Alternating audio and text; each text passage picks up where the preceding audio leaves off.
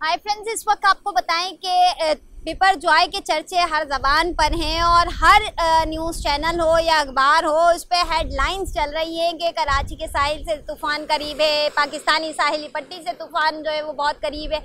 ये तूफ़ान है क्या, कब बना, कैसे बना, इसके बारे में थोड़ा सा आपको बताते हैं कि सबसे पहले इस तूफ़ान के बारे में बताते हैं कि 6 जून को एक हवा का कम दबाव खलीज बंगाल और बहरा अरब के अंदर बना, जो कि मशरिकी वस्ते अगर हम कहें बहरा अरब तो उसकी तरफ आगे बढ़ा और डिप्रेशन में तब्दील हुआ। उसके बाद डीप डिप्रेशन में गया और फिर साइक्लोनिक कंडीशन हमने देखी कि इसकी मुख्तलिफ चेंज होती रही और मुख्तलिफ कैटेगरी से होता होता मुख्तलिफ सिचुएशन से गुजरता हुआ ये एक जो है वो इंतहाई शिद्दत का तूफ़ान बना, जिसको बिपरजॉय का नाम दिया गया। और ये नाम जो है वो बांग्लादेश की जानिब से तजवीज़ किया गया, जिसका मतलब ही जो है वो तबाही है। तो जब तबाही की बात की जा रही है तो मैं बताऊं इस तूफ़ान के हवाले से कि ये इस वक्त कराची के साहिल से 375 किलोमीटर के फासले पर मौजूद है और इसके इर्द गिर्द जो हवा चल रही है वो तकरीबन 150 से 180 किलोमीटर फी घंटे की रफ्तार से हवाएं चल रही हैं। साथ ही इस तूफ़ान के जो आसपास का अतराफ़ का एरिया है वहाँ तेज़ बारिशें हम देख रहे हैं कि हो रही हैं। अब जैसे जैसे ये तूफ़ान कराची के साहिल की तरफ बढ़ेगा या यूँ कहूँ कि पाकिस्तानी साहिली पट्टी की तरफ बढ़ेगा तो जाहिर है कि इसके असरात भी नुमायाँ होंगे। कराची में इसके असरात जो है वो डायरेक्टली तो कुछ नहीं होंगे, लेकिन हाँ इनडायरेक्टली मैं बताऊं कि इसमें तेज़ बारिशें होंगी, तेज़ हवाएं चलेंगी। अगर आंधी झक्कड़ की बात करूं तो बिल्कुल ऐसा ही होगा कि 150 किलोमीटर की रफ्तार से हवा चलेगी। साथ ही ये जो शोर आप सुन रहे हैं ना, तो ये जो टाइड्स उठती हुई दिख रही हैं ये कराची का जो है वो डेविल पॉइंट है और यहाँ पर ये टाइड्स इसी तरह उठती हुई दिख रही हैं। तो ये भी इसी तूफ़ान के पेश नज़र है और ये टाइड्स जो है वो तकरीबन 10 से 12 फीट हम देखेंगे कि उठती हुई हमें दिखाई देंगी। साथ ही साथ ये तूफ़ान जो है वो कल तक हम देखेंगे कि केटी बंदर जो कि पाकिस्तान की साहिली पट्टी, सिंध की साहिली पट्टी है, वहाँ से और गुजरात की जो कि इंडिया की साहिली पट्टी है, इन दोनों के दरमियान जाके टकराएगा। और टकराने के बाद इस तूफ़ान ने दोबारा अपनी पोजीशन जो है वो डिप्रेशन में डालनी है और फिर डिप्रेशन से फिर लो प्रेशर एरिया होगा और फिर समंदर में ये डिज़ोल्व हो जाएगा। लेकिन तब तक इसका ख़तरा बिल्कुल है। और अगर हम बात करें तो ये कोई पहला तूफ़ान नहीं है पाकिस्तानी हिस्ट्री के अंदर, इससे पहले भी बहुत सारे तूफ़ान आए हैं। और अगर नीलोफर की बात करें तो उसके लिए भी इसी तरह की हाइप क्रिएट हुई थी, लेकिन वो अल्लाह का करम है कि पाकिस्तान की साहिली पट्टी तक पहुंचा ही नहीं था। लेकिन एक तूफ़ान जो कि बिल्कुल इसी कंडीशन का था, इसी स्टेज का था और इसी कैटेगरी का था, बिल्कुल सेम सिचुएशन थी उसमें, तो वो तूफ़ान 1999 में आया था 28 मई को।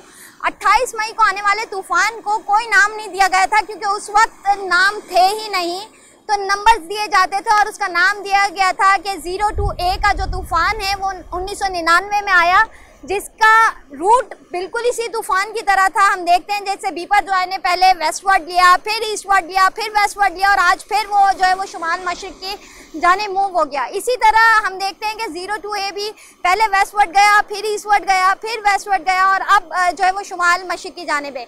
कैटेगरी की बात करूं तो ये भी तूफ़ान जो है वो कैटेगरी के लिहाज से सेकंड कैटेगरी में दाखिल हो चुका था और अब वो एक कन्वर्ट होके 1 कैटेगरी में जा रहा है। और इसी तरह वो तूफ़ान भी आगे बढ़ा और कैटेगरी 3 को छूता हुआ केटी बंदर को टकराया। और इस तूफ़ान के हवाले से भी महकमे मौसमियात का यही कहना है कि पाकिस्तान की या सिंध की साहिली पट्टी कहूँ तो केटी बंदर से टकराएगा। जब केटी बंदर से 02A टकराया था तो मुतादिद अफराद जो है वो अपनी जान की बाजी हार गए थे, कुछ लोग लापता हुए थे जिनका आज तक पता नहीं चला। इसी वजह से इस बार पहले ही कोशिश की गई है कि इनखला का अमल शुरू कर दिया जाए। तो केटी बंदर के अतराफ फौज जो कि बॉर्डर्स को तो सेफ करती ही है, लेकिन आज अपने अवाम को परेशान देख के केटी बंदर पे खड़ी है और केटी बंदर से लोगों को निकाला जा रहा है और एक सेफ जगह पे मुंतकिल किया जा रहा है। तो वो लोग फ़िलहाल कोशिश कर रहे हैं कि जितना कम नुकसान हो वो जो है वो तूफ़ान के आने से पहले पहले यहाँ से मूव कर जाए। लेकिन अब हम देख रहे हैं कि इसके असरात कराची में क्या है। तो कराची में दफ़ा 144 समुद्री हदूद में लगाई गई है, जिसकी धज्जियाँ उड़ती हुई नज़र आ रही हैं। अवाम अपने बच्चों के साथ यहाँ पर हमें आती हुई दिखाई दे रही है और तजस्सुस उन्हें ये है कि ये लहरें उठ कैसे रही हैं और वो कोशिश ये कर रहे हैं कि ये जो लिमिट्स बनाई गई हैं इन लिमिट्स को तोड़ दिया जाए। तो ये जो लिमिट्स हैं ये टूटती हुई भी दिखाई दे रही हैं, साथ ही साथ लोगों को हटाया भी जा रहा है, लेकिन लोग हैं कि मानने को तैयार ही नहीं है।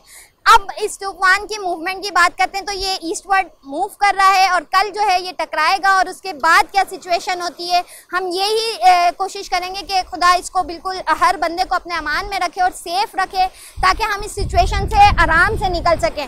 कुछ हम यहाँ देख रहे हैं कि लोग यहाँ पे जमा हैं, उनको निकालने के लिए पुलिस पहुँची भी है और निकाल भी रही है, लेकिन ये लोग भी आंख मचोली का खेल खेलते दिखाई दे रहे हैं, छुपते छुपाते यहाँ पहुँचते हैं, जबकि यहाँ तक पहुँचने के लिए हमें बड़ी मेहनत करनी पड़ी है, लेकिन ये लोग मानने को तैयार नहीं है। और बल्कि कुछ लोग तो ऐसे हैं कि जो कि मेन जो बाउंड्री वॉल जिस पे इस वक्त हम खड़े हैं उससे भी आगे जाने की कोशिश कर रहे हैं, जो कि बिल्कुल अनसेफ है। ये टाइड्स मज़ीद बढ़ रही हैं और हम देख रहे हैं कि जैसे जैसे सूरज ढलता जा रहा है इस टाइड में जो है वो मज़ीद ताकत आ रही है और ये 8 से 10 फीट तक ऊंची हो सकती हैं, तो हमें बहुत एहतियात की ज़रूरत है। बाकी मैं इतना ही कहूँगी कि हम इस वक्त सिचुएशन हमारी क्रॉस फिंगर वाली है कि अगर केटी बंदर से ये टकराता है तो क्या सिचुएशन होगी क्या नहीं होगी, लेकिन हम सिर्फ ये कह सकते हैं कि खुदा सबको अपने अमान में रखे। अगर आप लोगों ने कोई बात ऐसी है जो कि हमसे शेयर करनी है तो ज़रूर हमारे कमेंट बॉक्स में बताइएगा। अपना बहुत ख्याल रखिएगा, अपने लिए और अपनों के लिए। फ़ी अमान अल्लाह।